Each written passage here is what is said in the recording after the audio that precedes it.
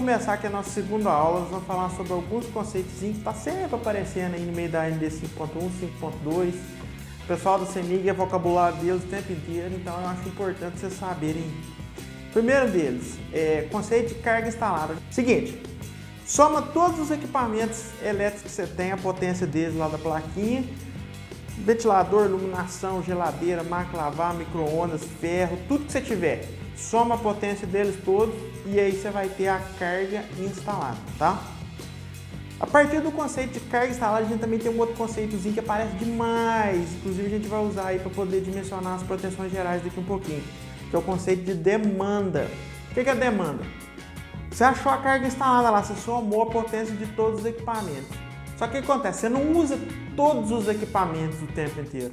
Você utiliza ali mais ou menos uma média desses equipamentos, uma média das potências ali que você vai estar utilizando. Você tem probabilidade grande de estar utilizando. É praticamente impossível você ligar. Nunca, pelo menos, eu não me lembro de ter utilizado tudo que eu tenho, ligar tudo que eu tenho aqui em casa ao mesmo tempo. Isso é muito raro de acontecer, praticamente impossível. Então, demanda é a média mais ou menos da potência que você vai, dos equipamentos que você tem ali que você vai estar solicitando e não a potência total, tá? Nós vamos aprender a calcular mais para frente, mas por hora saber mais ou menos o que significa o conceito, tá bom? Terceiro conceito que a gente vai trabalhar, conceito de medição direta. O que é medição direta? Em algumas unidades consumidoras, você pode estar fazendo a interligação do seu ramal diretamente no medidor, tá? Geralmente, edificações com proteção de tripolar de até 125 amperes, o relógio consegue receber toda essa corrente, fazer a medição dela e jogar para dentro ali, medindo diretamente. Não precisa de nenhum processo indireto de medição. Agora, o quarto conceito que a gente já entra nele é da medição indireta. Porque o que acontece? Acima de tripolar de 125, os medidores que a gente tem agora, que estão sendo utilizados pela CEMIG, acima de 125, a medição indireta. O que acontece? Existe um transformador de corrente, ele recebe a corrente lá que seja 200 amperes. Essa corrente passa, que a gente fala, o transformador de corrente. Esse transformador vai alterar as propriedades de maneira que ele vai mandar para o medidor apenas uma fração dela, tá? Na verdade, ele vai amostrar essa corrente numa proporção e vai mandar só um pedaço dela para o medidor. Você tem uma ideia? Geralmente, para 200 amperes, eles utilizam TC, que a gente fala com relação à transformação 200 para 5 ou 1 para 40, tá? E aí chega 200 amperes para ser medido, porém só vai para o medidor 5 amperes. Então ele mede uma fração daquilo. Esses medidores, para você saber a quantidade real de energia, você pega aquela constante ali, 1 para 40 e multiplica. Por exemplo, medidor desse de medição indireta, mediu lá 10, você sabe que o transformador de corrente dele é deste de 200 para 5, que a relação simplificada é 1 para 40. Você pega lá, tem 10 no medidor lá marcado que você consumiu, você pega e multiplica por 40. 10 vezes 40, na verdade o consumo ali foi 400 kWh. Esse é o conceito aí de medição indireta. Você não passa a corrente toda de uma vez no medidor. Você faz uma amostragem do valor menor e esse valor menor vai ser medido ali, tá bom? Nós vamos falar também aqui agora sobre o conceito de ramal de ligação, ramal de entrada, ramal interno do consumidor, ponto de entrega. Só que esses conceitos a gente precisa estar no computador aqui, que eu vou mostrar o desenho, eu vou colocar na tela aqui e a gente vai vendo junto. Eu vou mostrar diretamente ali na norma da CEMIG o que é cada coisa, né? Que é o ramal de ligação, ramal de entrada, ramal interno do consumidor, ponto de entrega e a entrada de serviço, que é o somatório disso aí tudo, beleza? Então vamos lá, vamos para a tela. Pessoal, então, dando prosseguimento aqui, vamos para a tela. Nós temos um desenho aqui que eu tirei da norma lá. O desenho 1 da página 7-3. Curiosidade, essa da norma ela não está numerada por número de páginas, tá? Ela está numerada de acordo com o capítulo e a seção.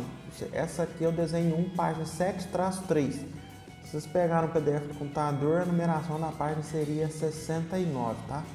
Então, ó, só para vocês terem uma ideia. Aqui, ó, a gente tem o poste, né? Traz a rede elétrica. Nós temos uma edificação aqui e temos aqui do outro lado outra edificação, cada um com o seu atendimento.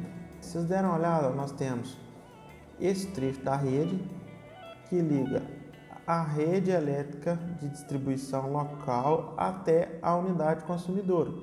E aqui nós temos também a diferença é que uma está do mesmo lado da rede e a outra está do lado oposto. Então, aqui é o que a gente chama de lado favor. E aqui é o que a gente chama de lado contra. Gente, você desculpa a letra aí, não é lá uma obra de arte não, mas dá para quebrar um galho, né? Certo? E esse trecho aqui, ó, que está interligando a rede da CEMIG até as unidades consumidoras, esse trecho é de instalação de responsabilidade da CEMIG e a gente chama de ramal de ligação.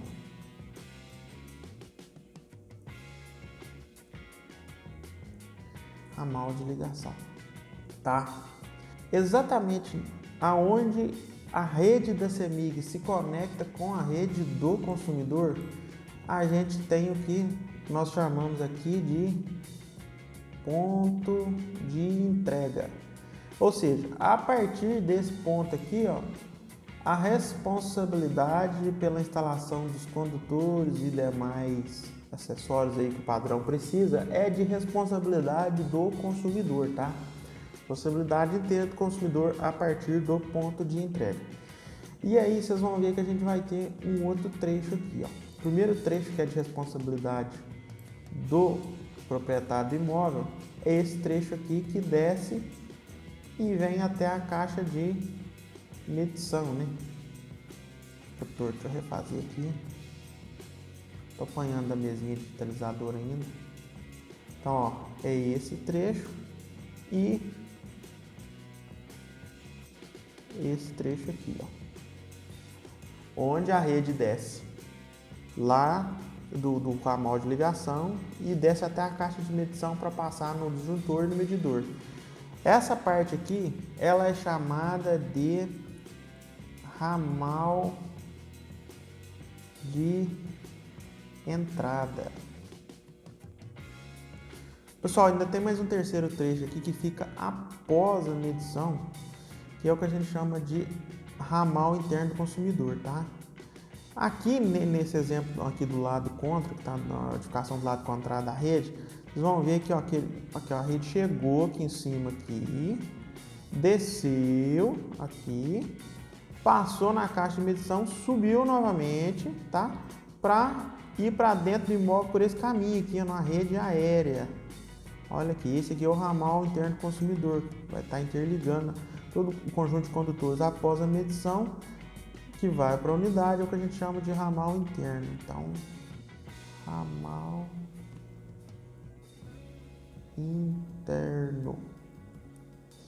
Beleza, gente? Então, basicamente a gente tem aí, ó, ramal de ligação, responsabilidade da CEMIG, ramal de entrada, que vai até a medição, que é a responsabilidade do cliente.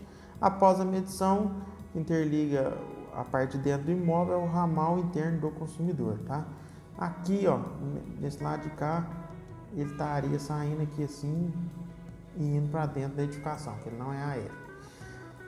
Basicamente, esses três ramais aí que a gente precisa conhecer. E uma observação importante sobre eles.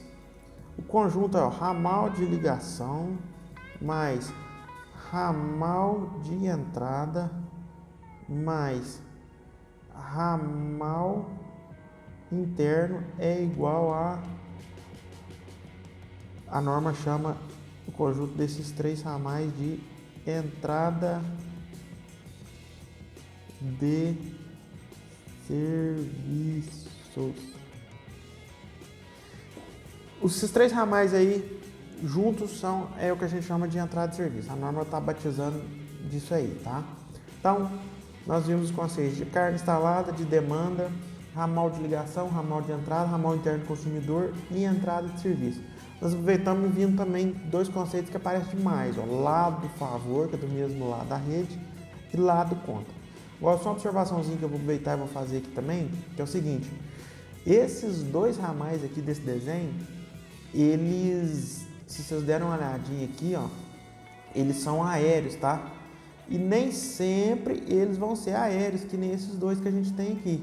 Às vezes eles podem ser ramais de entrada subterrânea, que vem pelo pavimento da via pública aqui, ó.